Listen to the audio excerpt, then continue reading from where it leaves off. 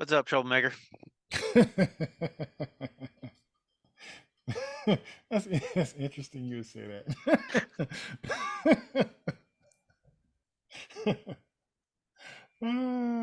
What's good, man? How are you? Oh, got caffeine, Okay. vaguely well rested. Yeah, Oh, I got tomorrow off. nice. I shouldn't say vaguely well rested. I don't feel tired at the moment. Let's go How'd you with do that. that? How'd you pull that Ah, off? caffeine, I think. I just don't feel it. Oh, okay. Oh, so it's not that you were rested, it's that your body's fooled into thinking that you're all right. Yeah, sure. We'll go with that. No, I don't know. I think I just got vaguely okay sleep last night. Nice. Um, yeah, no, it's just got works fun but hard, Yeah. but in the nice way. I just got trying to build a training on like transport layer security 1.3. It's just Wow. I gotta melt my mind and then figure out how not to melt whoever my audience's mind with the way I structure things. And there's math, so Yeah. some people gonna get melted. Um, All right. That's casualties of learning. yeah. Aside from that, things are okay. Thank God it's not fucking as hot as it has been. Ugh. I know it's been crazy lately. It's been unforgiving. Man, shit, last night I was like, I'm sweaty. I'm gonna go hop in the pool. And I was like, it is below 70 outside. I'm gonna hop in the pool. Fuck it. It's worth it. Yeah, yeah, and it's funny too. Do you have air conditioning? We got air conditioning. It struggles sometimes. We got like, Okay. 2 stories. So, but then we remembered that we had like a rolling AC unit and we put it in upstairs in the master bedroom, which is really where, the pregnant wife needs it. And Right. that's helped a lot. So we're doing okay. It Yeah. is fun to see when like the AC unit like has a slow mode and then it has Yeah. like, oh, temperature got too high and it cranks up and I can Yeah. see the lights in the room flicker. Oh wow. And like twice now it's tripped the breaker. So Wow. I had to go out and like reset it. But Give it all we're she got, we're Captain. surviving. Give it all she got, Captain. Giving it too much. That's But how are funny. shenanigans in your end of the woods? You still doing those was it 410s? Ugh. Those are over. They were over about what 2 weeks ago. And it's a it's one of those kind of things that you hate to see them come in, but you sad to see them go. Right? Um, because by the time you get used to it, it's over. But I did just like having my Fridays, man. And even though the majority of the time I was in a coma from the 410s, there was a couple of times where I did kind of wake up and I was all right. And I was like, I could actually function and do something like hang out with the family or catch an early movie or something or do some shopping, just, something instead of just being a vegetable that whole day anyway. Right, just recovery mode. And truthfully, the fair thing would be for us to have 3 to 4 anyway. That should be the ratio anyway. I don't know who sold us on this 5 days a week crap and then 2 days off and one day you're recouping and the other one you're catching up for the next day so you can Uh, start back. It's uh-huh, a uh-huh. bad joke. It's a bad joke.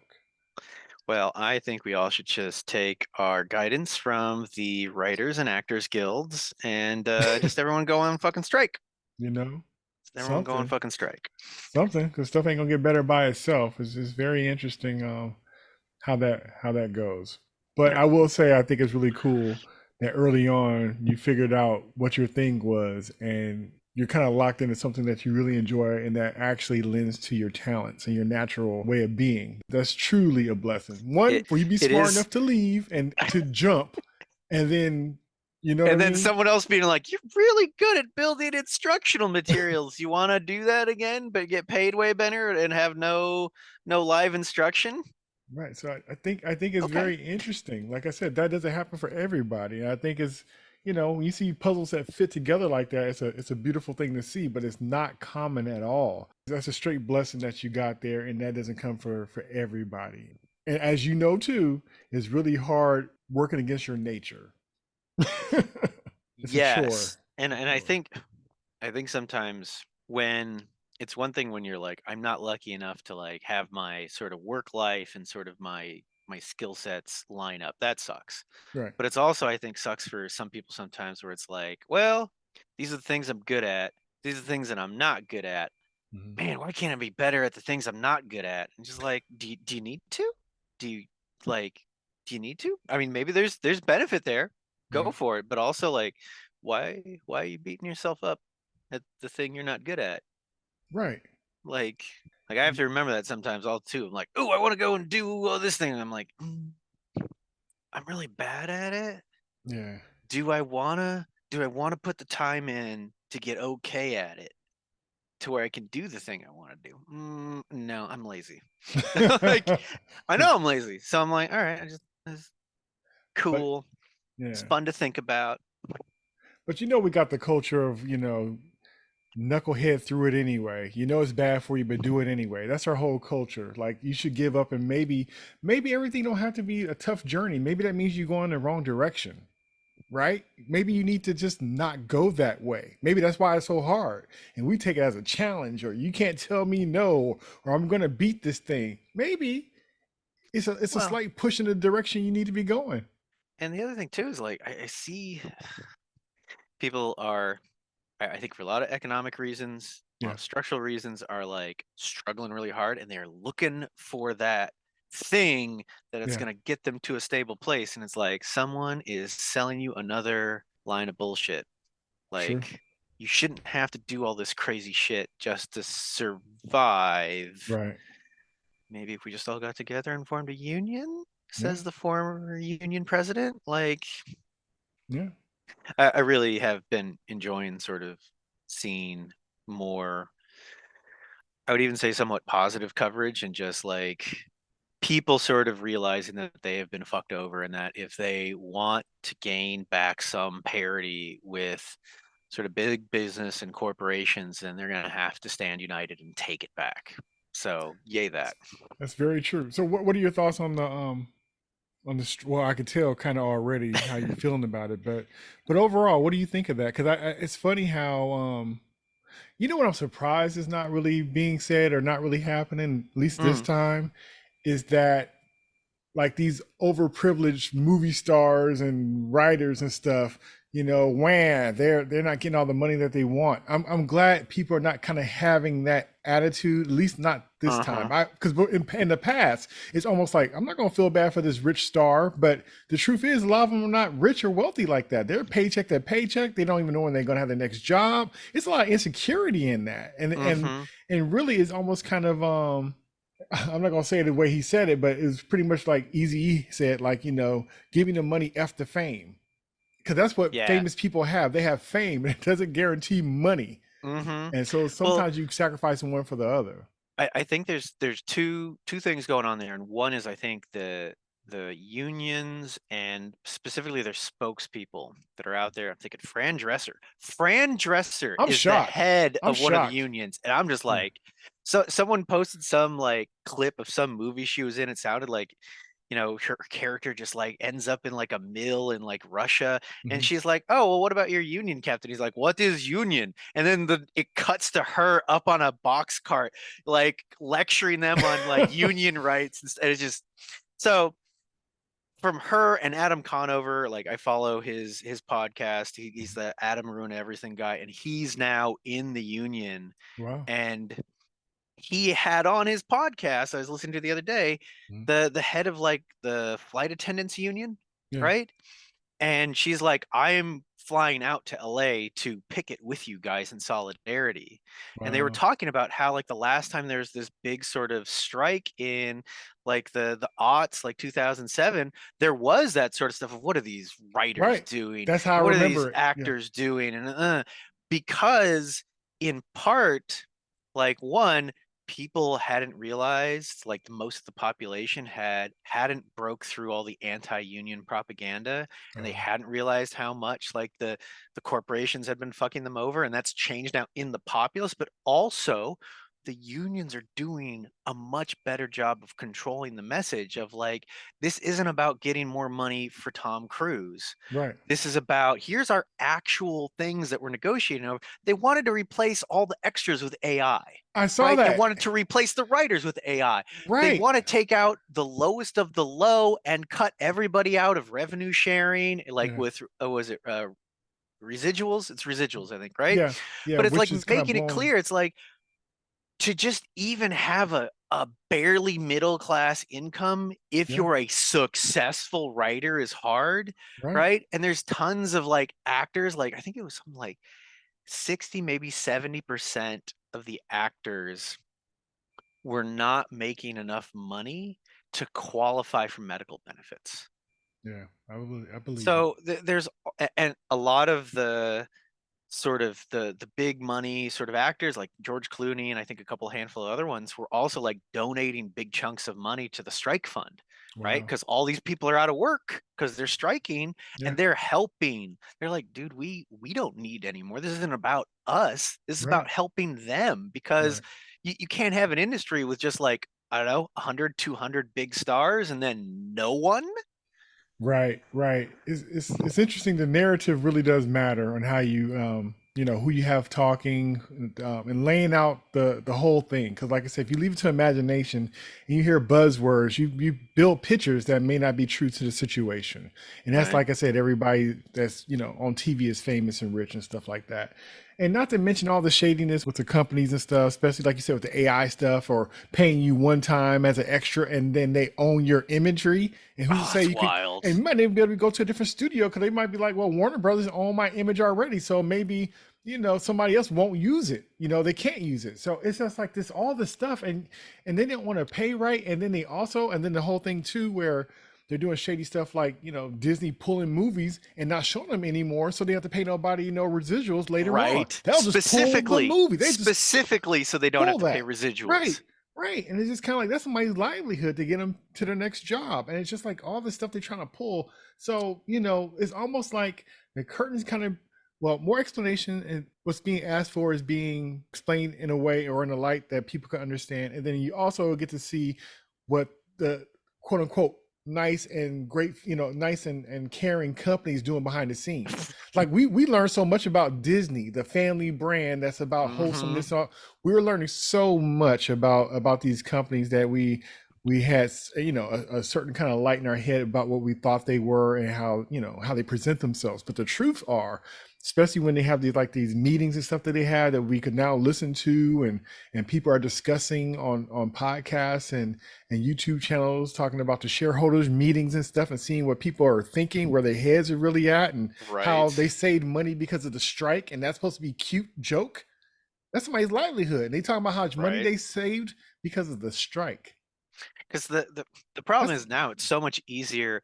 It's easier for the people on the ground, the union members, to actually like get their message out because of yeah, social media, right? yeah, So there's that, but also now it's like so much easier for people to listen in to, the quarterly earnings call because it's right, online. It's not right, a phone number that you have to find to call into and usually exactly, pay to get into. Like I listen to my company's like quarterly earnings call usually. They last about 5, 10 minutes. I'm like, this is fucking boring. And I get off the call. But like right, in a related area, there's the whole thing about, oh, inflation's been so bad because of the pandemic. Well, you look at actually the earnings calls for a bunch of companies, and they're like, I forget the specific term, but they're yeah, basically like telling their shareholders, like, yeah, yeah, yeah. No, we managed to keep the prices up, exactly, right? Like we don't have to exactly, take the prices down. Like they use this other language, like yeah, there's articles about it. It's like, hey, look, they're fucking yeah, copying to it right there. yeah, I think the term generally now is greedflation. yeah. So we can see inside these companies now and what they're talking to other rich people, right? To their Right. shareholders. Right. And like I said, we got people talking about it as being like almost interpreters for explaining what that really means and what they're doing. Because even like Hmm. with Warner Brothers, recently they dumped a whole bunch of movies that were done for tax write-offs. Right. Like this stuff is gangster. Like who like who thinks like that? Well, we see who thinks like that. And it's funny because like now heads of companies, people kind of have a bad taste in their mouth about them. It was never like before we would never know who they were. And now we're Hmm. pointing them out and being like, this guy's greed is too much, or this guy's direction, or how he treats people. Like we didn't know that stuff before. Those are the mysterious hands behind the scenes, and we would blame the actor for a bad movie. Now we blame the producers. Now we blame the studio heads. Right. We're going deeper into the weeds. So that whole disconnect of blaming the wrong guy, them days are kind of over. And they don't like the heat. which I Oh well no, they do don't better, like the heat. but do better. But instead of feeling shameful about it, it seems like they're digging in, and that seems to be a problem too. Well, another interesting comment from that the interview Adam Conover had with the president of the it's flight attendant is she was making the point of like, look, the last time there was like a big sort of public push over like a lot of pro-union activity. It's Yeah. been like 20 years. Like a lot Wow. of these companies, they don't know how to negotiate with unions a lot of time because they've just been on this steamroll of like, we don't have to put up with unions. Like either they don't have a union Right. or their union, their last negotiation was like 10, 15 years ago. And Yeah. so they come in thinking like, well, we can just do whatever the hell we want. We can treat these people like shit. And it's like, whoa, buddy. Yeah. No. You go and make those comments in your stakeholders meetings like, we hear it, we take it to the press. You look like shit, Right. right? Right. They don't know how to engage. I think they were trying to give like a good example. I think it was the recent UPS union strike of the union very clearly like felt like they had leverage and very early on like just sort of laid things out for the executives for UPS. Hmm. And UPS instead of like, oh, we're like, okay. Like Yeah. they didn't cave, right? I Right. think the UPS strike and things are going well. I'm not fully up to date, but they didn't act like assholes, right? Yeah. And yeah. Yeah. Anyway, love to see some pro union activity. So yeah, that. Yeah. That. All right. So I guess it's about time for us to get to this what we came here for. I'm gonna be good. I'm gonna try to be good. I kind of had to talk myself down a little bit because I know, I know how I feel, but then also there's kind of like it's a bigger story than just what we witnessed. It's like we were saying, like sometimes it's more to just one thing and different things going on. So whatever, it doesn't change the end result. Yeah, let's do the countdown. Five, four, three, two.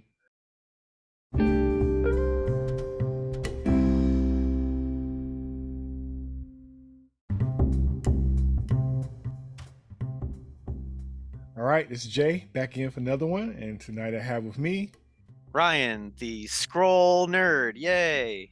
Yeah, totally. what's good. I've shape shifted from Star Wars nerd to Marvel nerd seamlessly. Wait, what are you talking about? I've been here the whole time. What do you mean? Aren't we talking about Star Wars Secret Invasion? Yes, I don't think they got shapeshifters in Star Wars. Fuck, now I'm having an existential crisis here. Do they? No.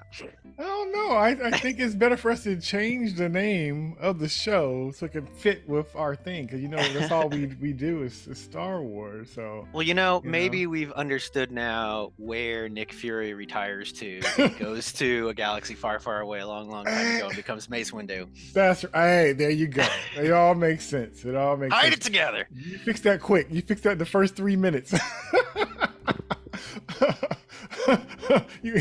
World peace. And there I go, giving away the ending right at the beginning. Hey, man. Skills. All right, so we're going to talk about Secret Invasions, Marvel Secret Invasion. This is a limited episode about Nick Fury and Talos as he tried to stop the Skrulls from infiltrating the highest spheres of the Marvel universe. Is that the official synopsis? Sad but true, but it fits. It fits the show. I mean, kind of. Yes. I was gonna say the Skrulls revolt, but Yeah. that's given away too much from the synopsis. But like Yeah. after the first episode, it's like, all right, so it's not an invasion because they've been here the whole time. But Right. It's like we gotta use the comic book title. So Yeah. Okay, I'll start with this then. Okay. I have to get out my feelings because I think that the biggest issue with this show, I think for a lot of people, was expectation. I think that was the first pillar of denial of what was being seen And Well, going to Eric's comment in our text thread of like, man, give an Academy Award to whoever cut that trailer because they presented a version of this show that wasn't there. Which, fair, fair. It was a good trailer. Do you think the trailer was that good though? Well, it was okay, but it was like, Okay. all right, this okay, Okay. I'll give it a go. Yeah. I But thought. man, there was no go there. Yeah, cause I thought the show was a hard sell in the first place, to be honest, and especially when you saw, like, even from the trailer, how the lack of heroes was going to be there. So, Hmm. the saving grace is going to be like, okay, this is going to be like a thriller. It's going to be a spy thriller, and okay, intrigue, and you never know who you're really dealing with, and everything is just, every time you think you know something, it's flipped on its ear, that kind of thing. But And nope.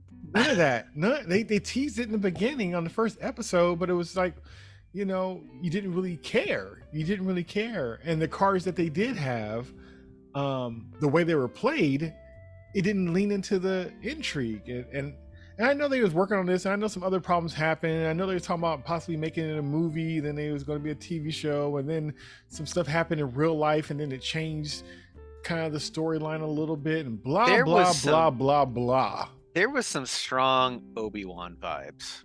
Like I was thinking Yeah, about it today, and I was like, this show's kind of like Book of Boba Fett. And I was like, no, it's really more like the Obi-Wan show, where yeah, like there's bits and themes from the Obi-Wan show that work, yeah.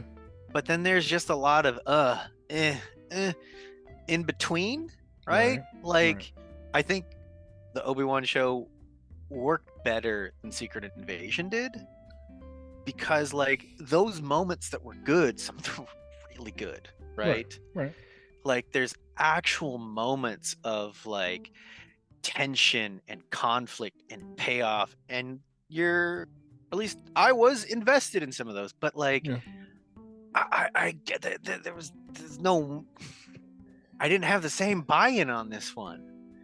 yeah. And I think like a lot of the ingredients, like I would say most of the ingredients were good, Hmm. but the combination, the pacing, the timing, like how much they leaned on certain things and other things that they didn't. Yeah, Just I was thinking like this mini series was like, they got those fancy burgers, right? And you get like a brioche bun. yeah, Ooh, nice. Ooh, it's so tasty. Like the first episode is the top of that bun, tasty, and then you're like, there's nothing else in this burger, and then right. like, oh, the last bun, the last episode, like, oh, okay, things are happening now, but like there's not enough in between, right? Yeah, It's like it's just sort of this sort of slog through most of the middle episodes, mhm. and then there's bits of the ending that okay, like the big fight at the end, but Yeah, also is kind of flat because I didn't really care. yeah. So your comparison to Obi-Wan, I agree, but I also think that the saving grace of Obi-Wan is that it had a stronger base in the first place. Hmm. So anything that wasn't there, you kind of have an idea of what could fill in that space. You know the history between him and Anakin and all that, and the tension, and we were just kind of curious of what went on during that time. But we kind of, it's kind of like, even if it wasn't said, we kind of could had an idea, or we seen it somewhere else, or we had like a better inclination of what was happening. Versus with this, we don't know nothing about what was going on. And with And that's Nick a big Fury, structural problem. right, with Nick Fury or the Skrulls and all that, like when we last saw them, they were refugees. So it almost reminded me of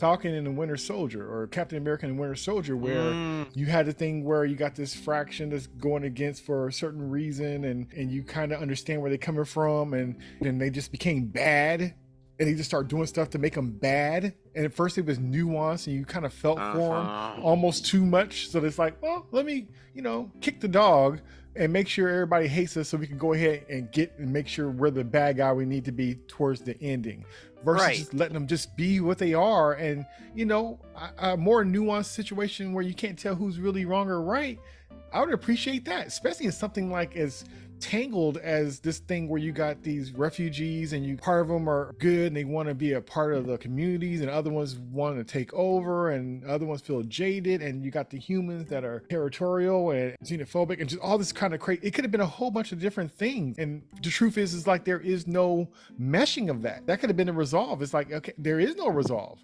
It's just not going to work. But the way it kind of came to it, where like I said, you had this bad guy who was nuanced, and you kind of was trying to figure out what was going on with him and his nuance. Like, it was just so much stuff that was wasted that could have been filled, because we had the time, that's for sure. Oh God, yeah, they And the got fact 6 that it wasn't episodes. right, and so the fact that it wasn't really used like that was kind of interesting. And so I feel like a mm, big a big mistake was they saved sort of a lot of these sort of reveals towards the end of, like, the big one is like, why is Nick Fury coming into this tapped out, right? right, Right, and we get it, like, I think it's episode 5 where he's like, oh, the snap happened and I was like relieved, right? Which, right, if you actually watch the scene where he gets snapped, he's like, oh, motherfucker, like, right, he's not relieved, he's not like, no, right. So that's retcon, but whatever. You want to do that where, like, as he's fading away, he's like, I get to put down this weight, right? right, Because right, his whole thing is like, oh man, I've been fucking like holding up shield and I've been doing this and I've been working my ass off to like hold things together, like putting this massive burden on myself, and I'm dead, I'm dying, I get to let it go. And then yeah, yeah, I come back and the world's this wackadoodle crazy thing now because I missed 5 years. Okay, lean into that. That's interesting, but don't put it the second to last episode. I, Like, bring that to episode 2 and deal with it, because then you've got all these other episodes where it's Talos is like, you've let us down. His wife, we find out, is like, you went away and didn't come back, and there's multiple scenes with her and he just doesn't say that. Like, there's times when it's like, you want a scene where person A wants a thing from person B. Person A is his wife and Fury is person B. She wants to know why he didn't come back. And he just kind of gives this sort of tired performance, non answer. And it's just like, there's so many times where it's like, it would have been more compelling to maybe have one scene like that, and the next one him finally dropping, this is what happened to me, and this right, is why I've been changed, and this is why I didn't come back, and da da da da da. And then we get to deal with them negotiating that through the rest, right? yeah, yeah. But it's left at the end into him. Yeah. Yeah, I didn't believe in that relationship. I didn't believe that he was tired like that. I didn't believe he wanted to check out like that. It reminds me of, like, the Rocky and the Creed movies where the person's fine, right? They're fine all through the movie. They're fine Right. in the previous stuff, right? They're living their life, they look good, they're in shape and everything. But as soon as it's time for that third big fight, right? All of a sudden they're gruff and their joints hurt, and they just can't move around. Like, wait a minute, you were in prime condition 5 minutes ago. You looking beat up now and unshaven, and you gotta build your body back up because you gotta have that fight, because you need that. You gotta go up that hill before you can go down it. So it's almost like a necessity to do that versus it being earned. It was nothing to give us that about him and his situation. So he's popped in a situation that's unearned. So all the stuff that they're laying there for it to be the pieces for him to interact with and care about and supposed to be his circle, I know less about him from all the stuff that's connected to him. I should know something from him because of his relationship with Talos versus he didn't do anything but took credit for everything. I should know something from his wife besides, he was never there. And would he be a scroll? Like some of that stuff was just like, would he actually promise that to them? And then also, would they really not understand? And just like, Well, see, that's the thing. They never have Fury really defend himself, right, he's just right? getting beat up everywhere he Talos is like, goes. "Oh, you taking credit for all our hard work," and It's it's just like like, that also doesn't seem like a Fury thing. But then no, also to the broader scroll like complaint of like, "Hey, we've been doing all this shit for you as your spy yep, network for fucking like decades. Where's our place?" yeah, And, oh, it hasn't shown up. But no, like, well, fuck, dude, I've got fucking Captain Marvel like scouting 500 planets, and she's Exactly. getting distracted the whole time because she's putting fires out on these other planets and saving other people. But Right. also we've done this, and also we've done this. And it's like, I'm sorry, you can see our politics, Right. like his line of like trying to save the world is one thing, like trying to change people's hearts is another, right? Right. But it's like the plan wasn't to get them to stay here. Right. The plan was to find a planet for them, and it's like, we're doing that, like Right. blah blah blah blah blah. Like Yeah. he didn't defend himself, which I don't know. It's just such a weird choice. Like I was thinking earlier as I was doing my cat chores, like about how the show felt, because to that whole thing of like Samuel Jackson's performance of Nick Fury was like someone that's tapped out, like mentally, physically sort of checked out and having to pull themselves back. Like his performance all the way through is tired and slow. He has his moments of quickness, but like it made the whole thing drag a little bit. Like if they had leaned into it just earlier, just like, motherfucker, I'm this fucking old, da da da da, right? And you can play that of like, I'm physically old, I don't have the same reflexes that I need to, right? I used to rely on Gravik, right? Sometimes I'd send Gravik in because he's fucking amazing. Oh, he's turned against me now, right? It's like all I got left is my ability to outthink people, right? To have my contingency plans, right? To do those card flips like you were talking about. Like you think it's this, but I actually set up this, right?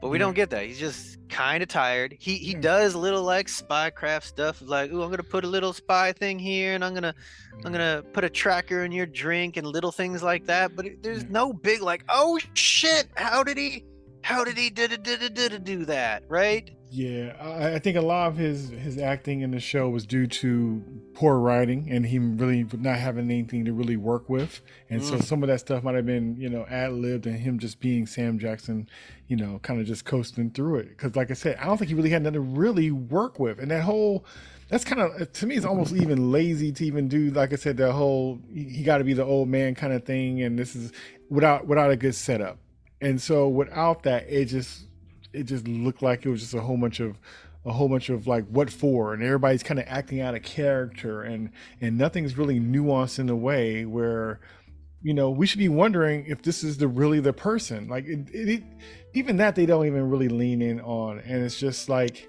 and I hate to keep going back to this, but ever since Captain Marvel, they have been dismantling the character of Nick Fury. It's just like the more you learn, the worse he comes off.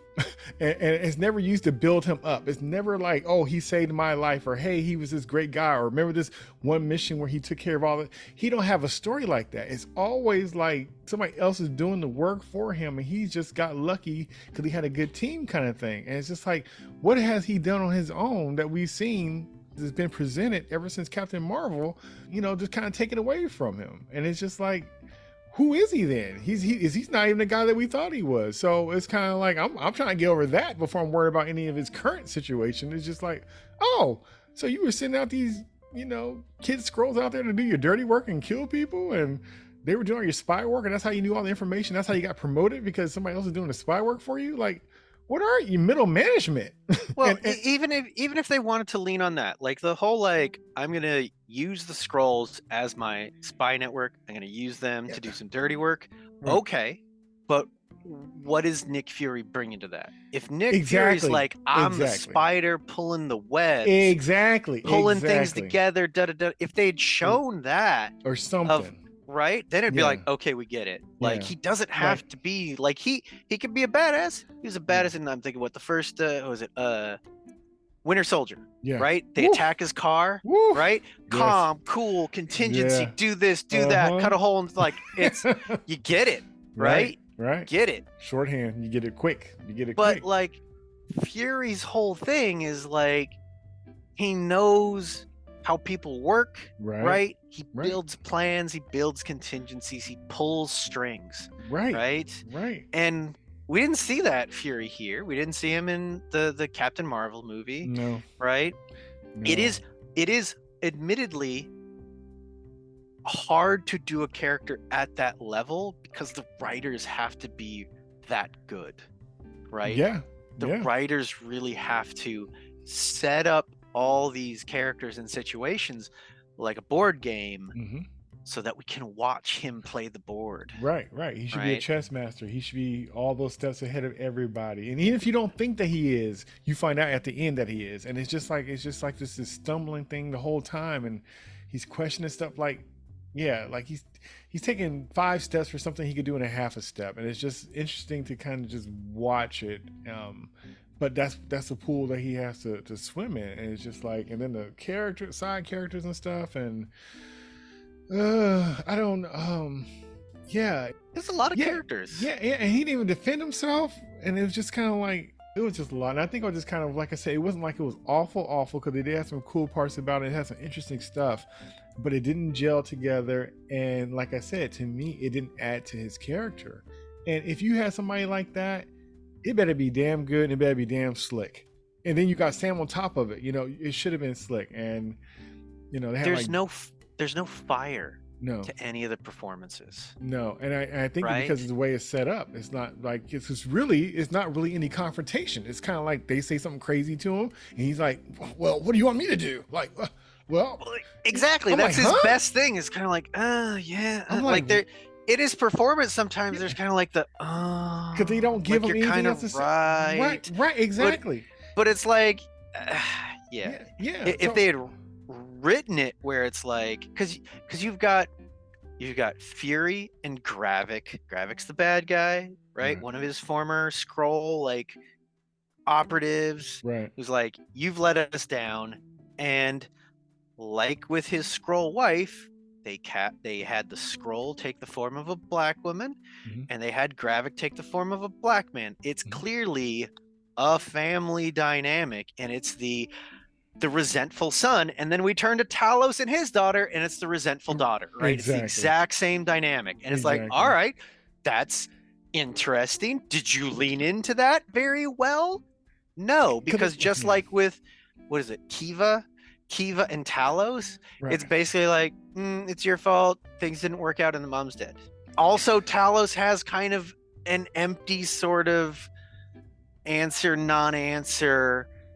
yeah, Like both Talos and Fury have kind of these like sad dad right, like responses, and it's like it's one thing to be like the dad is sad because he's lost his wife and right, his daughter hates him and he feels kind of responsible, but also just like both of them don't know how to engage that, and we don't like that would have been yeah, amazing if you could have Talos and Kiva really have a fight, yeah, not a and we're leaving because we're both keeping things under the hood, and having there was that interaction that Fury had with Gravik sort of in the middle, yeah, right, where he finds him at the restaurant. hmm, And really the only big thing that happens there is he's surrounded by by scrolls, scrolls, right, right? That's the right. big reveal, is that we're everywhere. It's not like, and that's supposed to be like a card flip, but there's no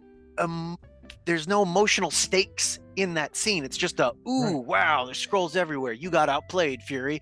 But right, we don't get Gravik in the last episode when he thinks he's confronting Fury, right. finally vents on Fury, That's why, right? Instead yeah, of the cold, like, it's like, they want, I guess they want to like portray him as like in control, and then towards the end he's losing control, so he's more emotionally volatile. yeah, Fuck that. He yeah, could be in control, but in episode 2 confront Fury and like, I just killed your fucking second in command, right, da da da da da, this right, is why I'm doing it, and get up, get angry, yeah. right? Yeah, like I said, he's also a good example. I was mentioning before about just switching up and just to be the bad guy. Like he was just like for the people guy this whole time, and then all of a sudden he's like shooting Dude, his own folks. You know what I that was mean? just stupid. Like what is up with that? And so it's just all this. He turns like a big baby that just couldn't control himself. I'm thinking you've been strategic the whole time. Like that whole show, they should have been screwing with Fury. Fury should have been popping up everywhere, doing all these crazy kind of crimes and stuff, and putting him into question, not just at the end, but during the whole thing. Yeah. It could have been so much stuff that was going on, and then him offsetting that kind of stuff. Or even proving with all them him popping up the way he was, proving it wasn't him because of this reason. He had nothing in the bag. And then also for him to be who he is. And I know they do the thing where the government turns against the person and like on Rambo and they just It's over. Nothing is over. Nothing. You just don't turn it off. It wasn't my war. You asked me, I didn't ask you. And I did what I had to do to win. But somebody wouldn't let us win. And I come back to the world. And I see all those maggots at the airport protesting me, spitting. Who are they to protest me, huh? Who are they? Unless they've been me and been there and know what the hell they're yelling about. It's all in the past now. For you! For me, civilian life is nothing. In the field, we had a code of honor. You watch my back, I watch yours. Back here, there's nothing. Back there, I was in charge of $1 million equipment. Back here, I can't even hold a job. Fucking guys! Ah! like he don't have nobody on his side. As much as Fury has done, he has no credit in the till. None. Yeah. Nick Fury, he has none. He would never have that kind of rock bottom. Being who he is only so low you could go being him. You know what I mean? Right. That board wasn't big enough for that chess master. It wasn't big enough for him. And it's almost like the fact that it wasn't was a problem. It was a problem. And then you have Don Cheadle coming in there, and that should be a good thing. But then, the way they played that was no surprise. Like it was never a point where It's I like, thought that, clearly he's a Skrull. yeah, like what's up. And so for them not even to play that, what I was kind of hoping? I was kind of hoping that, we would find out that, Sam Jackson was a Skrull the whole time. And we was following somebody who wasn't even him. That's what I thought would have been dope. Like, oh, this makes sense then. I thought this was even something like that. But it shouldn't have been like my favorite character on there was Sonya. The one that her name is Olivia Colman in real life. Oh, yeah. But she was so funny and witty, and I liked. She's an amazing actress. She didn't play though. She's like, oh, you can't tell if you're a Skrull or not. Let me take your finger. That's the kind of stuff Sam should have been doing. That's what I understand. Nick was just so out of pot. It was just weird. And then Emilia Clarke and her character, and even it's funny. I'm sitting there watching it, and I think I couldn't even tell that she had switched over. I couldn't tell whose side she was, and not because it was just so slick. It was just so badly done that you couldn't even tell what side of the coin she was with. Like when she went back to help out her father, it's like you couldn't even tell what was going. I couldn't tell.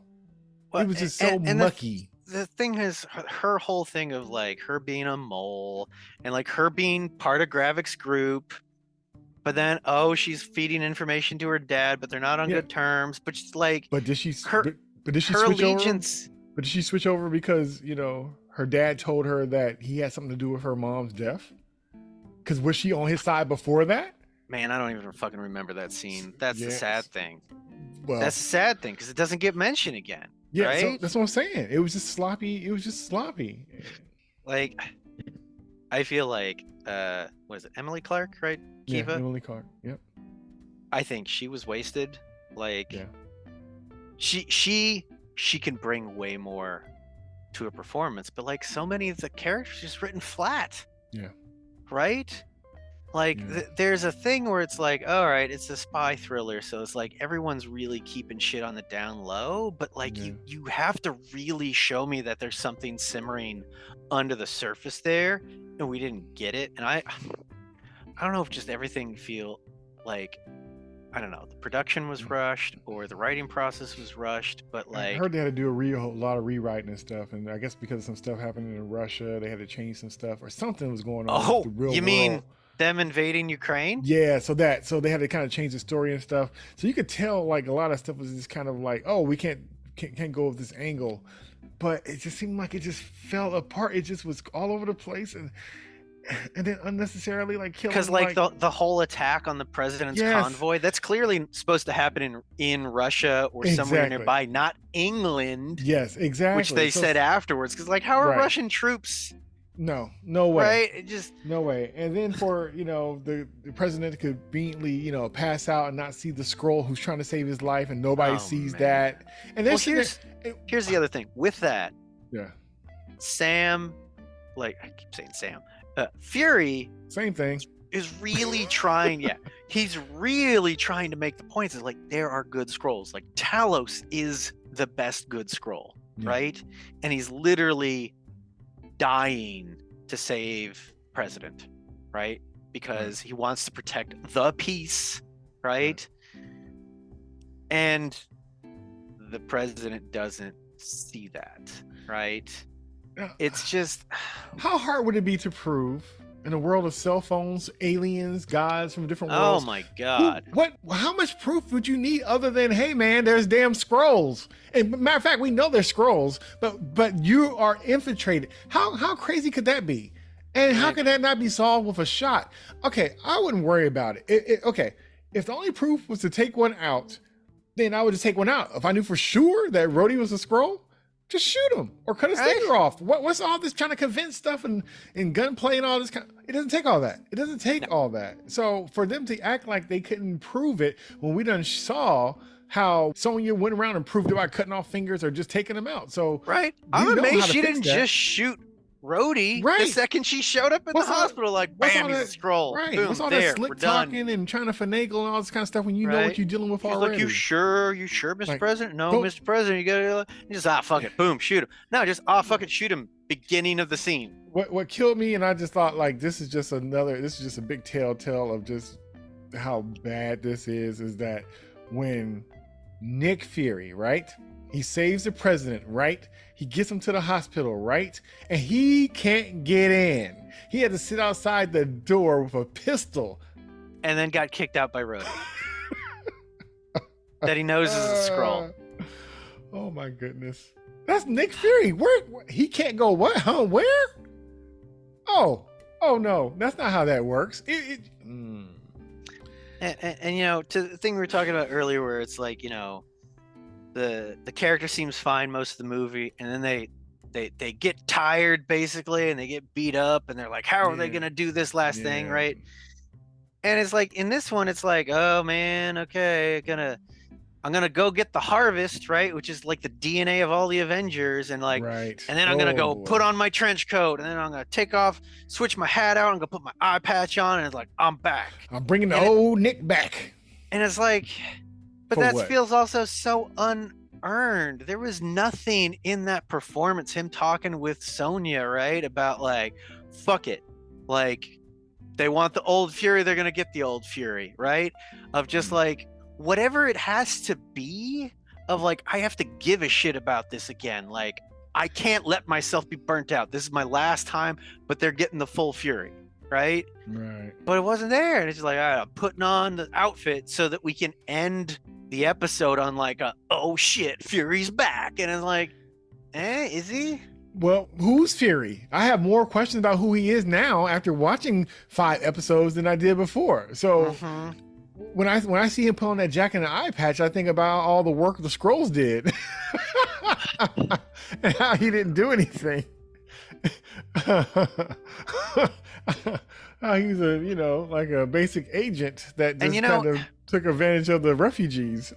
for the last episode, like, Oh, so boy. the whole setup is like, all right, so Gravik wants the fucking harvest. He wants the Avengers DNA so he can make Super Scrolls. All right.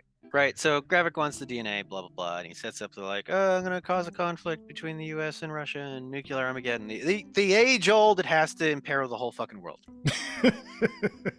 So Fury at the end of episode 5 is like, I'm gonna give him what he fucking wants, right? I'm gonna give him Right. the harvest. Right. Oh no! And so Fury shows up and he starts walking into this place, and it's been established the only reason the scrolls are there is because there's nuclear radiation. There's fallout, right? It's basically Chernobyl. They're Yes. hanging out at Chernobyl, right? Right. And so he's seeing all the stuff that's happened, like Gravik's killed a bunch of the scrolls, but he starts coughing and hacking, and it's like, oh, the radiation. And it's like, Mhm. what the fuck? Like immediately I'm like, this no. So like I've talked a few times about like you read a book sometimes and a character starts doing dumb shit that's just absolutely against their character. You're like, what the Right. fuck is happening? Right. Right? And a good author would be like, ha, I tricked you, it's not actually them. Okay, that's what they did here, because it's Kiva shapeshifted as Fury, but it's a stupid fucking plan.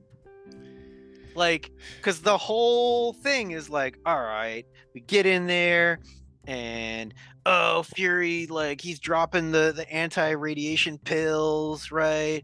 Oh no, and Gravik takes the thing and like boom, oh look, it's all the Avengers DNA. I'm gonna turn on the device, and then he turns on the device with Fury in it. Now, I don't know, maybe the device is only supposed to work on scrolls? Okay, cool. Well, Kiva's a scroll. It works on her. They both get superpowers. Big fight. All right, whatever. But it assumes that she, aka Fury, would be allowed to be inside the chamber when he turned it the fuck on. Okay. And that's my point of them establishing that it would be a problem with the DNA with humans, and he would be bringing Nick Fury into that circle for his rebirth and for his death. Did they set that up? No, I'm saying they should have. It'd have been more tense. It would have been like, because my thing was like, why is he in that machine? Why is he in that situation? Why is he the one to go? Because like Exactly. he might be sad and depressed all the way through this, but he's not Yeah. fucking suicidal. Right. But I'm saying if he would have brought him there to kill him in that circle, like I said, his Right. rebirth of being a super scroll and also, destroying Nick Fury. Because like I said, it could have been something, because it was like when he was in there, I didn't even really worry about Nick Fury when that machine came on. I didn't think nothing about it. I didn't really know what that would do. Like it was Right. nothing. I had no idea. So even the threat of it killing a human, that would make reason why he would drag Nick in there.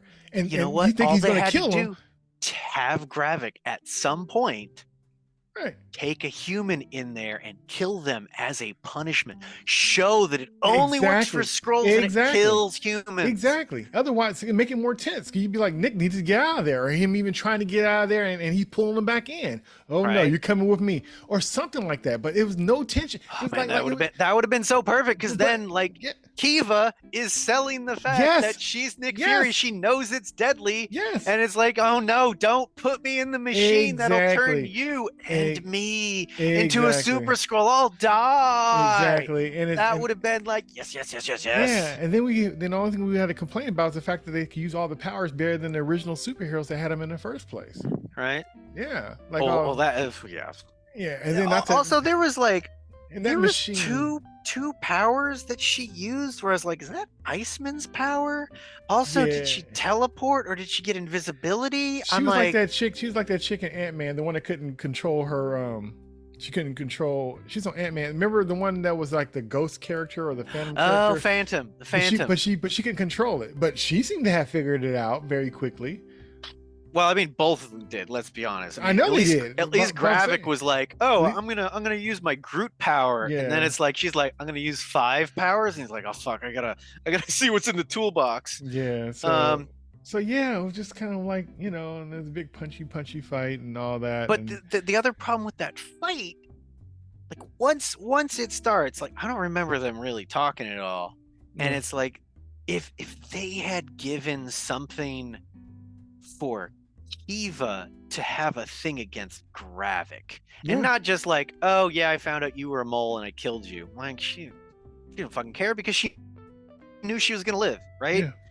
But to have it be something where it's like, he pulled some dirty shit and got her mom killed. It was actually his thing, right? Or something. It's like you slaughtered all these people, like we believed in you. Right. Like there's no emotional stakes to that scene aside from, well, who's gonna win? Right. Who's gonna be her? Or gonna be him? And we knew who was going to win. And It was it's gonna just be like- her.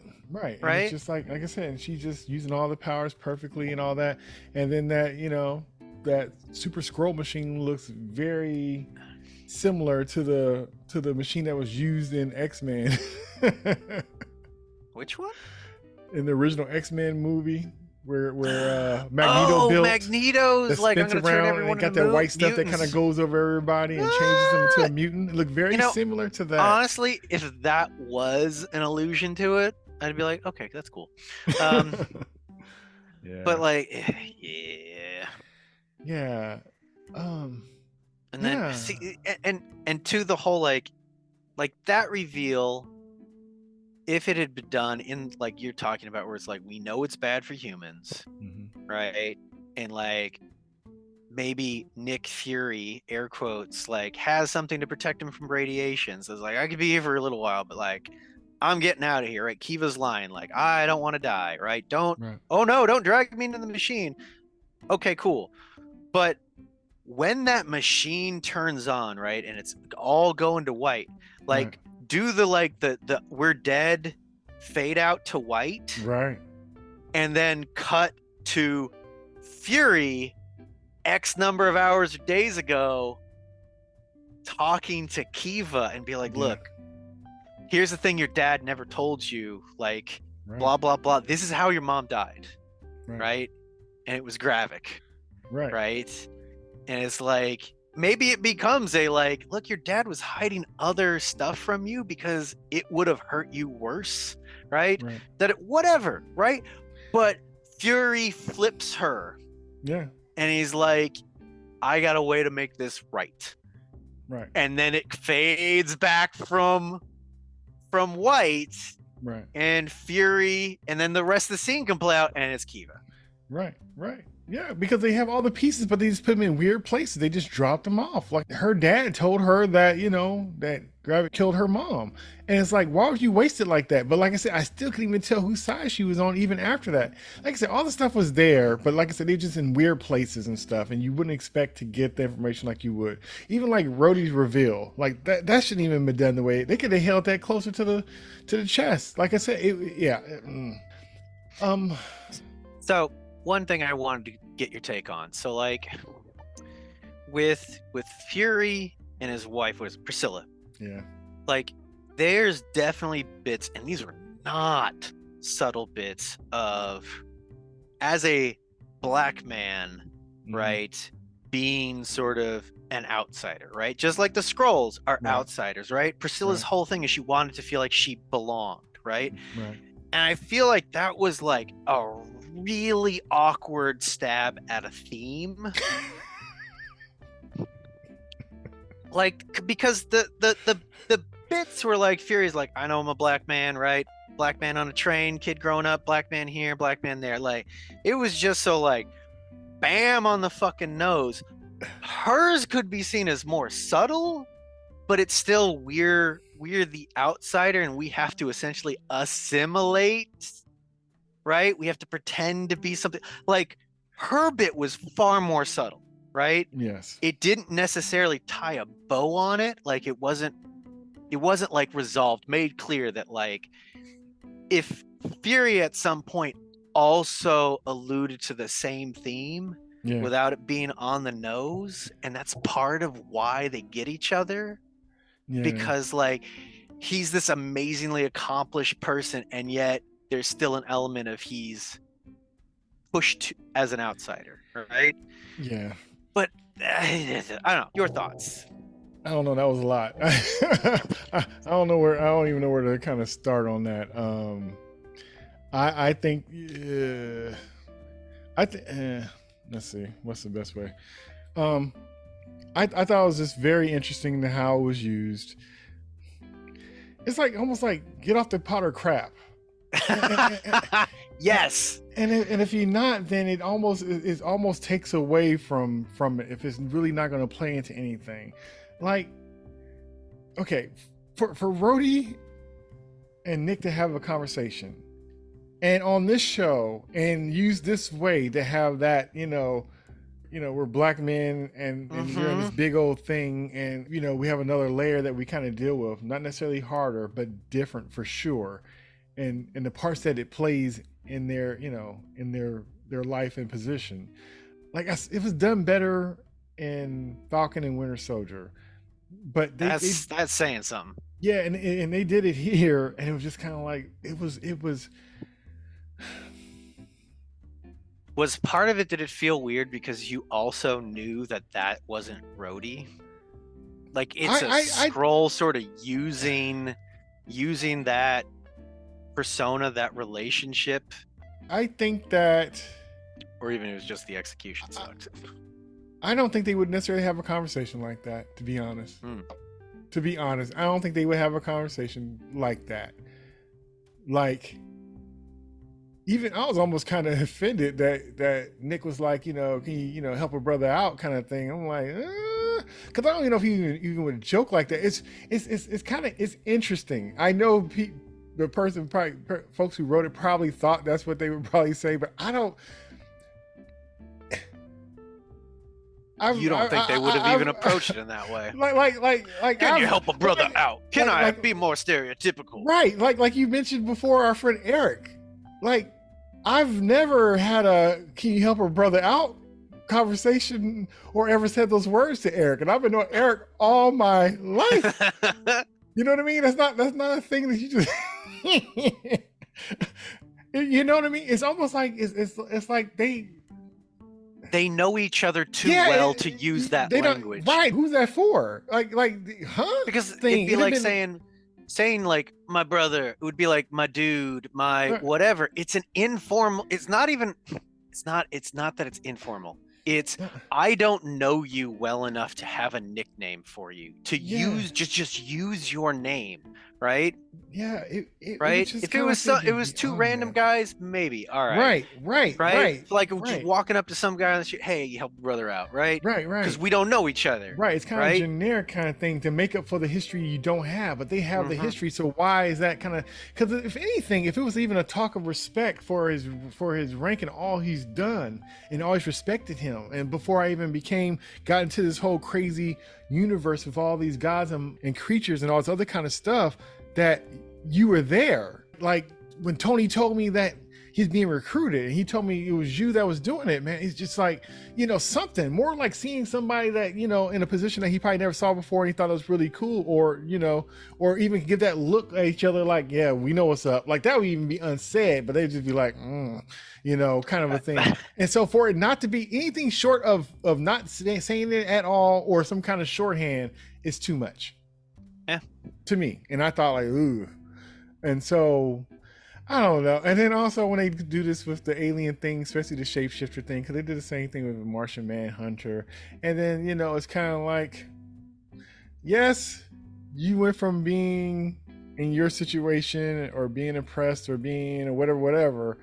But then, usually the thing that people do is not lean into that. So if you have a choice to change your skin color so you don't have to go through the extra crap, usually you wouldn't. Just like if you need to change how you talk or change how you dress, you sure as hell would change your skin color instead of leaning into the oppression or the situation or the prejudice that you already have. Let's get an extra scoop. If I have a problem as an alien, let me get a scoop of that blackness and see how that fits me. Who would do that? Who would? Oh God. Oh, man, I forget there's some comedian's routine where he's talking about like, he's white and he's like, man, if I get the chance to like reincarnate, I am re-upping on being white. There's like nothing against being black, but it's like clearly this is working out better. Like has nothing to do with any inherent qualities. It's just we get treated better. Because we're the ones in fucking power. So, like, yeah, it is a stretch to be like, why would you sign up for being mistreated? It's not that being black is bad. It's that being black in a lot of places gets you mistreated. So why would you sign up for it? So even when I was seeing like the people passing the ID cards and they pass one to the guy, he's like, oh, you're gonna be the black guy.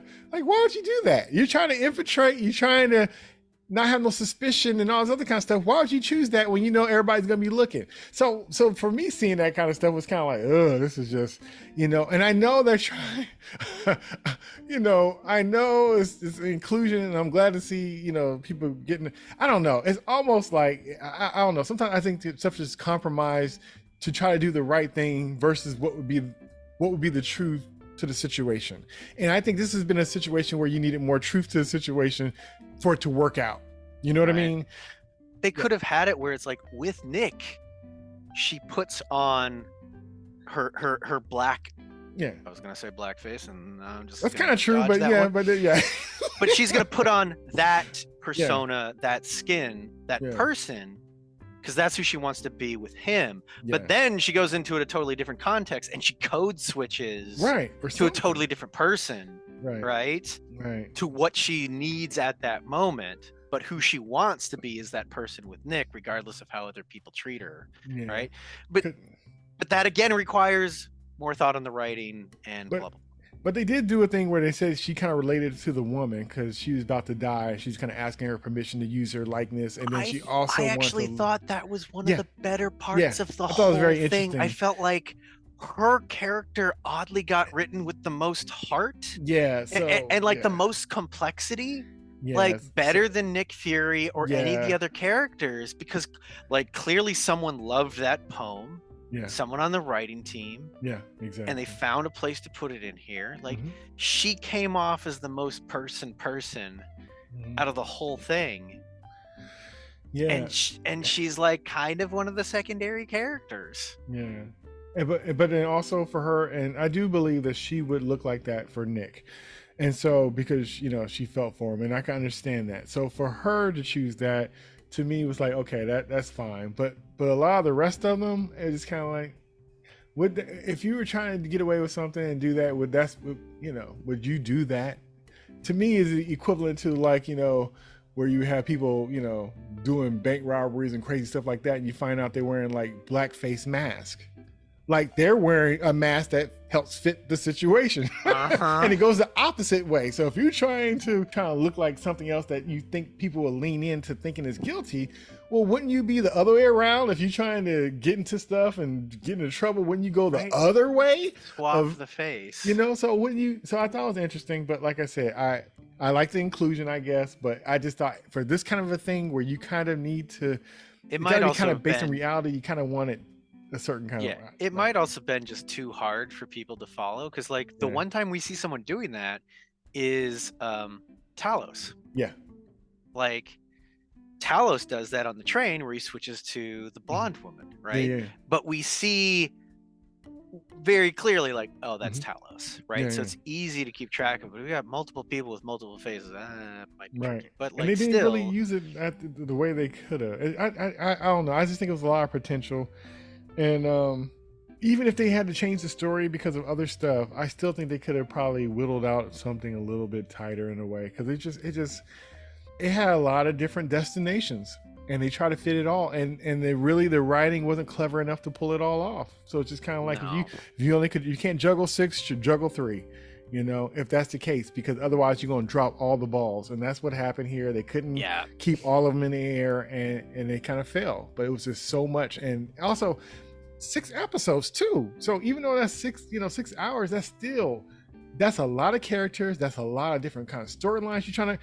The best thing you could do is keep it damn simple, and then just flourish it with a whole bunch of little accents. But keep it simple. But if you have all these crazy things you're trying to do and you can't even pull those off, you look incompetent. And so I just wish it was just a thing of who done it, and you don't know till the end. And even at the end, you find out, like I said, Nick was a Skrull too, you know, and he's running scared for some other reason than what we thought. It's like, you know, and he's like those good movies back in the day. What was it? The one with and I don't want to spoil. Well, it's an old movie, so I ain't really spoiling. But what's his name? He played Paul Kent in the new Superman movie. Kevin Costner. Kevin Costner. Well, he played like he's on the run this whole time, right? I don't want to give too much detail because I don't want to mess up the movie, but he's on the run the whole time, and he's trying to find this spy working for the government. He's trying to work it out, and you find out that he was a spy he was looking for the whole time, and he was just going down the line covering his tracks. But at the end, you've been rooting for the enemy spy the whole time. You don't know until the end when he has his Russian accent at the end. And you're like, wait, what?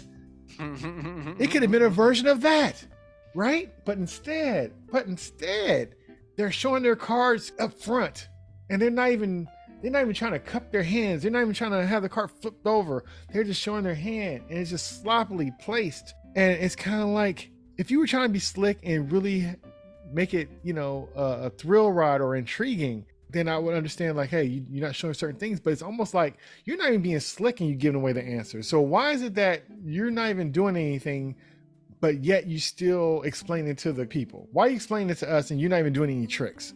Right. You do that kind of stuff when you have something that's just maybe hard to follow, but it was hard to follow because it wasn't done well, versus it was just so slick that we needed a handheld and we didn't. The funny thing is like, it's not that it's hard to follow. There's not much to follow. No. Like a bunch of scenes happen that really don't advance anything. Yeah. Right? There's I can't even remember because it's like there's so much nothing happens that really doesn't push things forward, right? That doesn't. There's little things that like, oh, this is this thing over here, and it's just like it felt like or it's like we just gotta eat up time to get to the big exciting thing at the end instead of like, oh, we're having a big character moment. Oh, there's this action scene. Oh, there's this big reveal like that changes the whole game. Oh, there's this. It was just like, well, we got to go and do this. Oh, now we got to go and do that. Oh, we got to go and do this. Oh, Gravik's not alone. Everyone else in the restaurant's a scroll. Oh, like the cinematography was basic. Like there's nothing really bad about the cinematography at any point. No. It was the look of it, the color tone, all that sort of stuff was very consistent. But there was no visual storytelling. No. Where it's like, ooh, I feel like this shot, the way this shot is telling me something. Exactly. Right? Exactly. There's very, very little like close up. There's very little medium close up. It's like the way things were framed. There was nothing where I was like, ooh. You should always feel like you're about to turn a corner. You should always think you saw something, but you didn't really see. They could have been playing for a whole bunch of stuff. Yeah. And they really looked cheap to me when they went to the hospital, and it's all bare and nothing really going on and stuff. And the way it was shot, it looked like, like an episode of ER. It was like clearly a set. Right. So it's just like, come on. It was just, I don't know. It didn't feel planned. Right? No. And that might be like a thing where it's like, the director's just like fuck, man, I didn't have fucking time to plan. Like we had to do all these revisions, we had to do this, it's fucking rushed. Like the fact that nothing really looks bad. Yeah. Okay. But also nothing really looks good. Great. There is and the issue is the character that we like, many characters we like, even new characters that we like. And like I said in the beginning, the problem was expectation. That just really, because otherwise, it's other shows I've seen that, that were bad or even worse than this. But since I wasn't expecting anything, I was like, well, it was fine. It was all right. I wasn't really kind of just thrown off because I seriously just kept watching, waiting for it to get better. And to be honest, I wasn't even impressed with the first episode. To me, it was just kind of like, okay. I kind of got to the end. I was like, all right. I like Agent Ross, but it was kind of like it's still, even that didn't I don't know. Was he in the first episode? Yeah, he died in the first episode. Remember? Okay, that's right. I forgot. At the end when they woke him up because like he was a scroll. Like, and he got replaced. He was that. They woke him up at the end. Yeah, I was like, I totally forgot that happened. Yeah, that was like, I'm gonna kill a character that you love because we mean business. That's what that was supposed to be. And you know what? That whole scene with Ross, had the best camera work out of the whole thing. Yeah, there's probably something they didn't change. That's probably what they had in the beginning, though. Because, like, honestly, that one really worked. You could have used the alleys and stuff, and they used the cropping. Alleys, the framing, the scene was really written really well. So I don't know. Yeah, I don't know why the rest of it, even the rest of that episode, just didn't hit in the same way. Right. Like I said, I think it was a lot of reshoots and stuff, and he probably had a lack of time. But then also you had the thing with Maria Hill. They ended up killing her off, which I thought was crazy, and it sucked that she died on this show. Out of all the places to die. I thought that was very... It felt like they needed a thing. So this always sucks when it's like, man, we need to show that the characters are actually in danger, so we're going to kill a side character. Yeah. And the whole thing is like, it's because like, and they clearly like, oh well, she's gonna die like 5 minutes from now.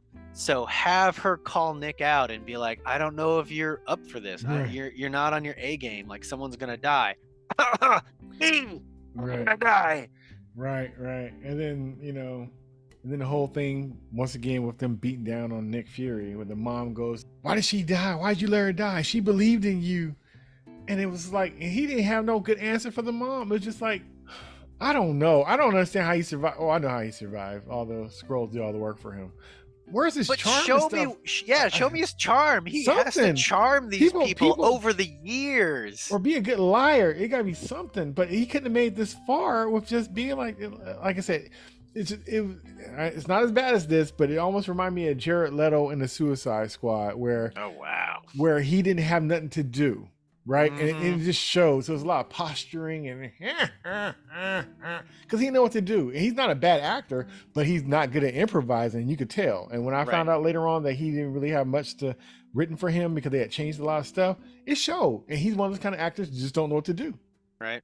I'm just gonna do Just some don't weird shit because just that's what I don't know do. about the Right. Joker. Right. And that's his messed up interpretation. And it just like he was in a different movie, basically.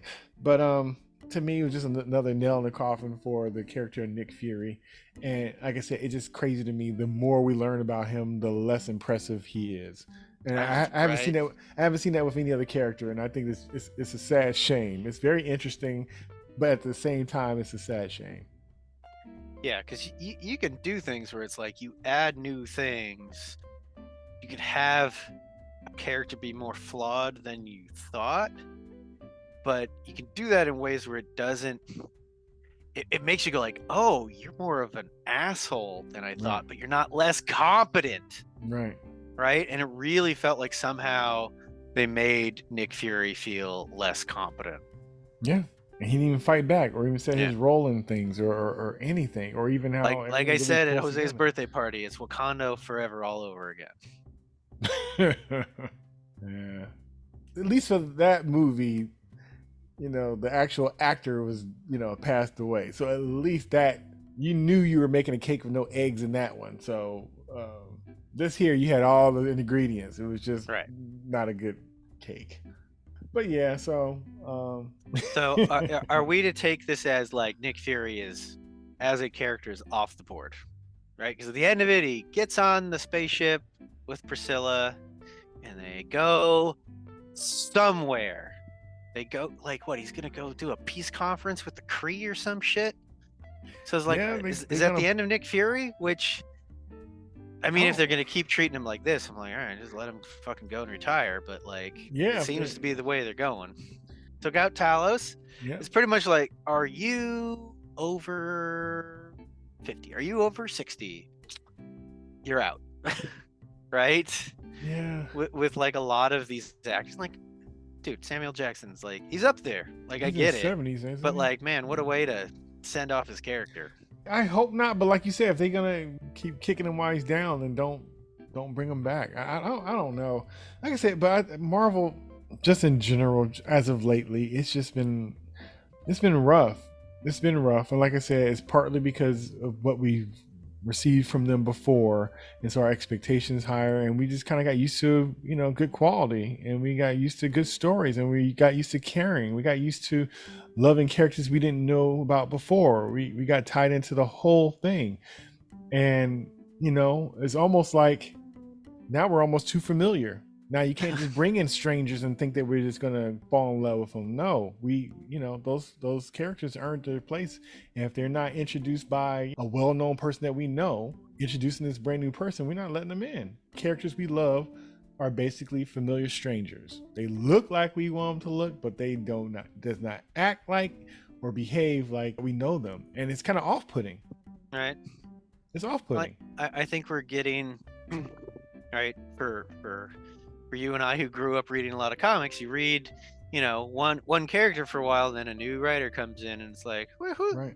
what have you done with my character? This is totally weird. What's going on now? And then other events in the continuity happens. It's like, what the fuck Right. is going on? Like sometimes, like DC Marvel has multiple times where it's Yeah. like, man, they are kind of shit in the bed right now. I'm gonna go come back in a couple of years and see what's going Right. on. And it's like, Right. And it's funny because the medium of comics is a little bit more forgiving, almost kind of like soap operas. Yeah. Tad is going to die and Tad's going to come back.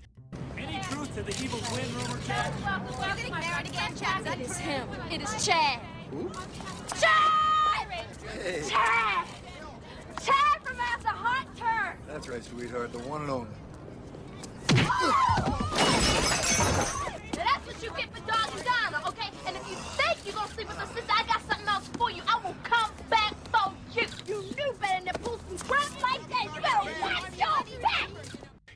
Luke and Laura's going to be forever, even through Right. death. They're going to come. so you can do that. You can so walk you know away that. and come You know- back and like, the actor got fired, so he's going to get into an accident and come back with a new face, even though he looks totally different than the guy he replaced. So man, that those stuff plastic happens. surgeons are talented. gotta Right, say. but you expect that for that, and I think that the movies is a different thing, these Marvel movies, because they kind of hit a point, as fantastical as they are kind of grounded in a way too, and therefore we have an expectation of how they usually go and how they are and the tones and stuff. So for them to pull something like this, like the furthest bend we ever kind of had with Marvel was the Thor movies. That was the biggest bend and flex we had of you pushing the boundaries. from like the original interpretation we saw to Well, even the world, like it switched up to like almost being a comedy and these crazy characters and and Guardians of the Galaxy and all that. But just the tone of the Thor Ragnarok, that was like, the first two Thors, that kind of,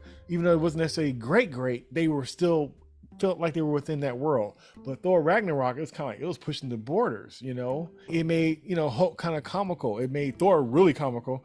But it was in a nice blend where you still like, oh, okay. It didn't take away from all the other stuff that had happened before. Right. But it was definitely a stretch in the tone of it. It was definitely different. So I think if it's done correctly, even if it's not exactly how we're used to having it, we are very forgiving. But sometimes it's just like, if it's just not right, it's just not right. And I just think, like I said, to me, this was this it's one was not unfortunate, right. unfortunate miss, because it could have been used really just for, and like I said, I knew it wasn't going to be this big thing because I knew they wasn't going to have all the characters in it, and they used the name of something that used everybody, and then they pretty much had nobody in it, and so for them not to be able to even get away with a nice spy thriller with a great actor and some great characters, Right? it was their game to lose. Because like this could have been another sort of Winter Soldier, Yes. right? Yes. Again, Please. maybe not the same big action, Don't have to be. but like there was a lot in Winter Soldier that wasn't Hey, you know what? big action. Actually, they could have used the what you call it. They could use the script for Andor. Right? All that behind the scenes stuff. That stuff could be happening behind the scenes too. That's what I would even mind at that. Because really, if they're infiltrated, he could have been going through weeding out him and his team, weeding out who the scrolls were all over the place, or tagging them for this big reveal that they was gonna do on them. He could have did something where he had a timer and gave us an injection, and all at the same time they all get revealed, or something on national TV. It could have been any slick thing that Right. the director of Shield would be able to do. Even without Shield. I know. But I'm just Even saying, without but S.H.I.E.L.D.. I'm saying the director of Shield. That means he must be, pretty great at his job to be the Because director. that would have been a fucking perfect thing if But something. he had done something where he had convinced them to take or steal something, that he had changed the nature of it worked. Exactly. So it actually forced them to, unshape shift. Exactly. In front of Right? everybody. Yep. Gives them the thing that they think that they want, but he's subverted it. Yep. And it's only at the end where he's like, deet, deet, by the way, Yep. Nice. like I played you, right? Yep. And they tried to do that with this last episode, with it being Gaia. I've been saying her name wrong the whole time. Gaia instead of Fury, but it just didn't. They didn't set it up that way. There's no thing where it's like, oh, that was a Nick move, right? No, it was nothing there. Nothing, not resourceful, not nothing. Right. Yeah, like I said, he didn't have even good comebacks to the tongue lashings he was getting from everywhere. Like I didn't see respect from anywhere. And if somebody did respect him, they had lost respect. You know what I mean? Like everywhere he went. It was interesting. It was not in a good way, but it was interesting. But yeah, it they could have done that, but they could have done that and just had it work better. Like even Maria Hill, everybody was disappointed in him. right? Everybody. And it could have been like, because the thing is, like, she sounded so like disappointed Yes. instead of concerned. Yes. She sounded disappointed and angry. Yes. If she had done like, dude, they've been through so much shit together. If she had had concerns like that, it would have been like, yo, boss, like, you're not on your A game, right? It just tonally of just like, I care about you. Like, I'm worried your grasp outstrips your reach right now, and people are gonna get fucking hurt because like this happened today, this happened today, this happened today. Right. Like the Nick Fury I rolled with, that never would have happened, right? As opposed to like, you're gonna get someone fucking killed. Like she's pissed at him. Like you checked out, and that's what I'm pissed out about, right? It didn't come off as like I'm angry about this, but I'm concerned about this. Like no one gave a shit about him. Like Priscilla was disappointed because he left. Talos was disappointed because he left and left him alone. Gravik is because he sold him a dream he wasn't be able to give him. You know, everybody, even fake Rhodey was disappointed. Right. You know, everybody had an issue. Sonya was like, you know, you're not the spy you were. Nobody had nothing good to say about that man. Right. And even like, fuck. The president like, didn't respect him. Like Priscilla, like, she's got legit reason because he fucking pieced out on her. Like that. That's legit. But also like, come on, Fury. Open up to your wife that you seem to have a deep connection with.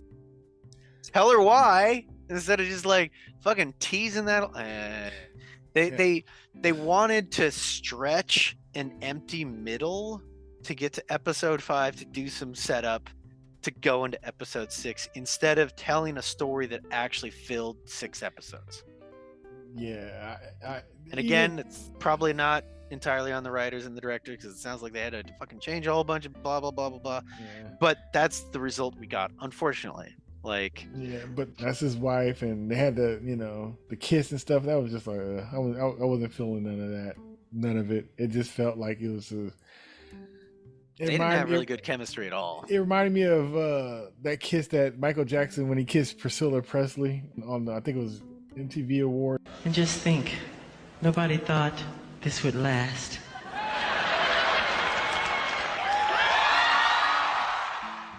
Some kind of award. It was just awkward, you know. Like, I'm not saying they don't care for each other, but it's just like, I don't believe it.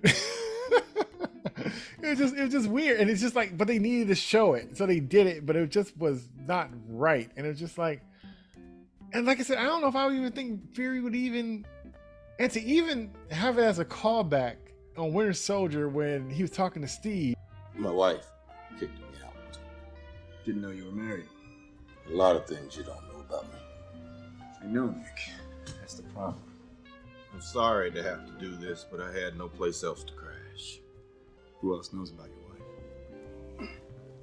Just my friends. Is that what we are? That's up to you. And he's like, I got into it with my wife. I need to get out of the house for a while. And he's like, I didn't know you were married. And it's like, well, there's a lot of things you don't know about me, Steve. Blah, blah, blah. You know, I just still don't believe it. No. They didn't sell it. They didn't sell it. It was just like, no. And I don't think that he would be married to her. And I don't know.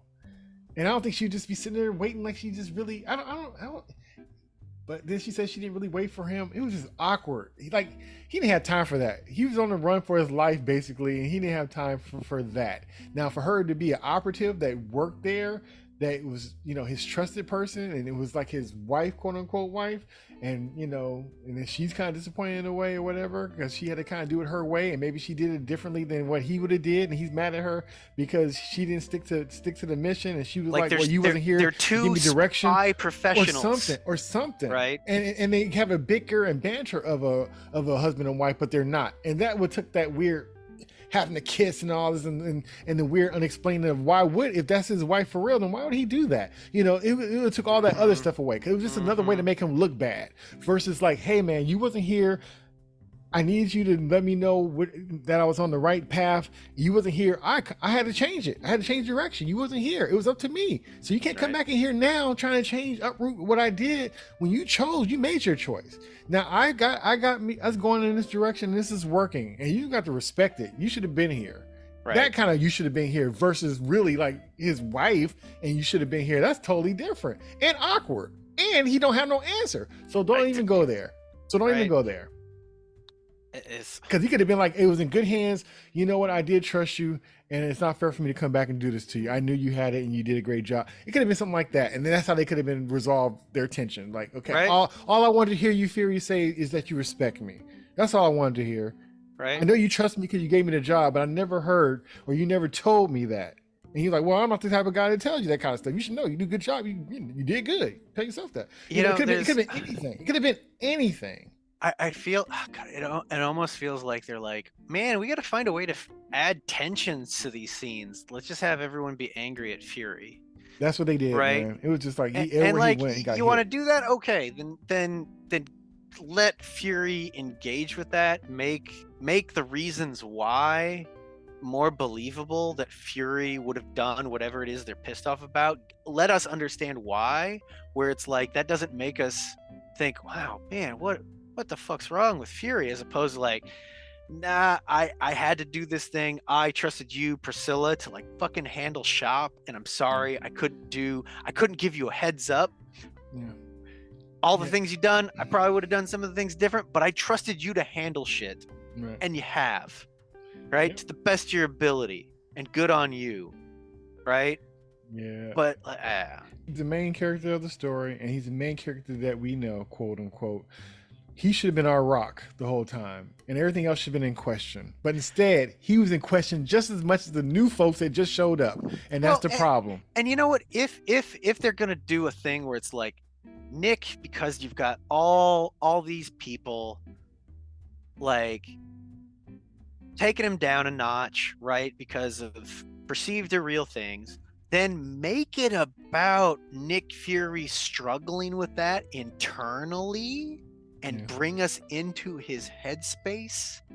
But there was nothing that did that, where you just kind of get Nick Fury being like tired and like, I don't know how to respond. Oh, this is awkward. But there's no thing where like he pushes back on that and then steps out of that space and then is like, oh fuck, I did fuck up, right? Like that was just bluster, right? Right. I just needed to push back on that, but now I'm like, oh fuck, they're actually right? You don't get that he's going through self-doubt stuff. It's just like, yeah, I fucked up. Next person. And I'm not gonna tell you or the audience why until near the end of the whole goddamn thing. And we can't really address it, lean into it, explore it, right? Sorry, Pat, the moment is gone. So it's all like too late. If part of the first episode was setting up for Fury the impact of him getting snapped, then we get to deal with that all the way through.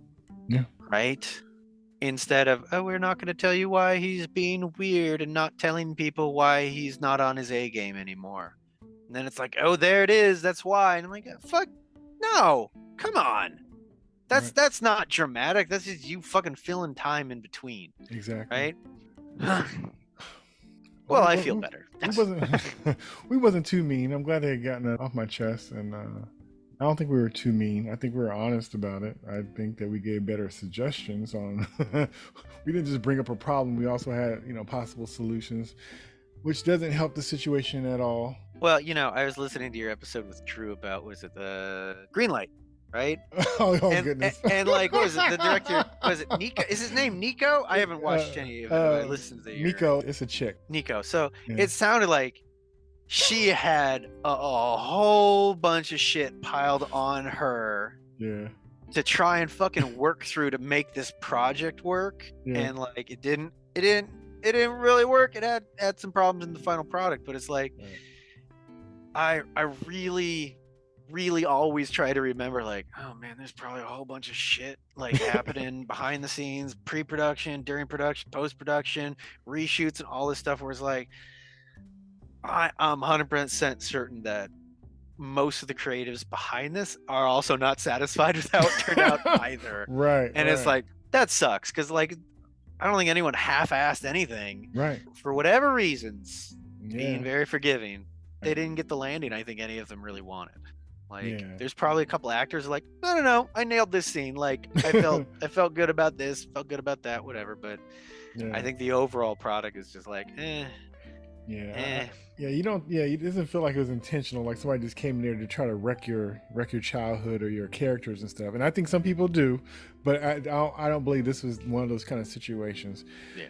You crack me up, dude. Every time you be referring to another show or something, that it always trips me out. I don't know why, but it's funny. I appreciate you listening. I'm also a fellow listener. I appreciate that. I think it just trips me out, but good looking out. But yeah, all right. Well, you know what? We're getting out this crazy show, so we make room for our upcoming show that's coming up soon. I'm looking check forward out to. Ahsoka. Yeah. And let's just hope it's also not the most amazingly cut trailer in the world. Let's hope not. I don't know. I don't know. I was kind of, well, for those listening to this, we have a trailer review that's coming out soon. I'm trying to time it to where it comes out right before the show, just to kind of give an idea of where our heads are at. Little runway. Yeah, to what's coming up. But we're fingers crossed and looking forward to this new season. But yeah, like I said, I don't know. Like I said, okay. Ask me this: do you regret seeing it? Damn. So. So no. So there's like did I enjoy it? No. But like sometimes, like if it was really bad, I'm not one of those people who are like, I really love bad movies, bad TV shows, because like, whoa, what is this insanity? Even though I listened to the How Did This Get Made podcast, which is like 100% that. Mm-hmm. But being able to think about how they did or didn't do certain things, right? And like why they made these choices, and just thinking about storytelling and visual storytelling and stuff like that, like it just adds to sort of like my knowledge base and sort of experience base. And like even again, like an hour or two ago before we started, like really trying to think about like why did it feel like such a sad show? And it's like, because at least my take on Samuel Jackson's performance is like he knew what Fury's thing was the whole time, even though we didn't get told. Right. And so that informs his whole performance, and that sets a whole bunch of tone for the whole thing. Right? So it's like being able to try and think beyond just, well, I didn't like it. Well, I didn't like it because I didn't feel great. Well, why did it not feel great? All right, right. And to take it just to that next level of analysis, I don't get paid to write film reviews, and I don't make film, and I don't write stories, but like to just be able to engage with it on that sort of intellectual level instead of just like, I liked it, I didn't like it. Okay, why? Right. So it wasn't the worst experience in the world watching it. It was kind of like a whole bunch of oddly still like Book of Boba Fett still pisses me off more because I feel like they set up a promise of what they were going to do with the character with the flashbacks, and then that promise never gets paid off, right? And people can disagree, have fun with it, great, but like it's worse to buy into something and be intrigued and excited and then have it go as opposed to just like just flat sort of all the way through. And this is just flat a lot of the way through. So I'm not as disappointed because I didn't get bought in at the beginning, which is also a bad sign that I just didn't get bought in at the beginning. I agree. I agree with that. One last question. When do you think Rhodey was swapped out? I'm hoping it's not what it's implied, because it looks like he got swapped out when he got his injury in Civil War. Exactly. Because he's like, oh, I can't walk. Yeah. And it's like, why are you surprised by that, Rhodey? It's like, oh, they swapped him in the hospital, which, like, and I saw a clip of like where it's Tony's death in Endgame, and Rhodey's like, saying goodbye to his friend. It's like, so that's a fucking scroll. That's the Rhodey scroll. And it's just like, dude, like, it takes away yes from like. And it sucks is that they want to show that they've been here the whole time. It's like, you already tipped us off when like Talos and the other person showed up in the Spider-Man movie, and that should have been enough. You know right? what? Yeah. Yeah, and you notice that they didn't say exactly when, so it's almost kind of like, but also the angle that I thought they should have took with the whole scroll thing, especially for the show, should have been more aligned on what we dealt with Captain America when it came with the Hydra. It should have been that same kind of thing, like you not quite know, and then when somebody be like, "Hell, Hydra," it's like, "Oh crap!" Right? Okay, even him. The problem is they made the scrolls sympathetic, which means you couldn't make them sinister. Wow. Yeah. Great point. Great point. Yeah. Yeah. Now, if they had done a totally different thing, because they alluded to the Skrull Emperor on some other planet, so it's like, well, why don't you fucking go to them? Yeah. But then it's like, if you had made it where Gravik is secretly working for the Emperor, and that's why he's leading them in this crazy direction, a thousand things they could have done but didn't.